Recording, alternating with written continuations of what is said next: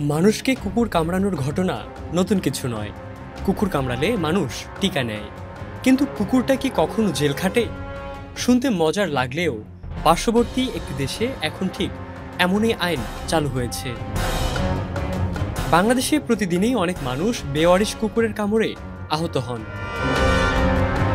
স্বাস্থ্য অধিদপ্তরের তথ্য বলছে, প্রতি বছর লাখো মানুষকে অ্যান্টি-রেবিস টিকা নিতে হয়। তবে এখানে কুকুর নিয়ন্ত্রণ মূলত সীমিত থাকে নিবীজন কর্মসূচি আর আক্রান্ত মানুষকে ভ্যাকসিন দেওয়ার মাধ্যমেই।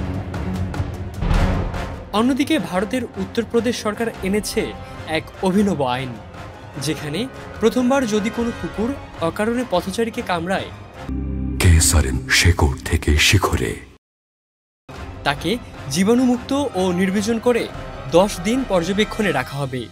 এরপর মাইক্রোচিপের মাধ্যমে পরিচয় রেকর্ড করে ছেড়ে দেওয়া হবে।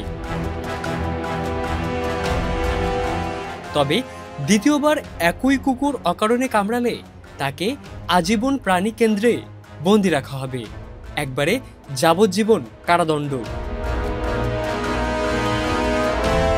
তবে মুক্তির উপায়ও রাখা হয়েছে। কেউ যদি সেই কুকুরকে দত্তক নেয় তবে কেন্দ্র থেকে ছাড়া হবে, তবে শর্ত হলো আর কখনো রাস্তায় ছাড়া যাবে না এবং মালিককে যত্ন নেয়ার নিশ্চয়তা দিতে হবে।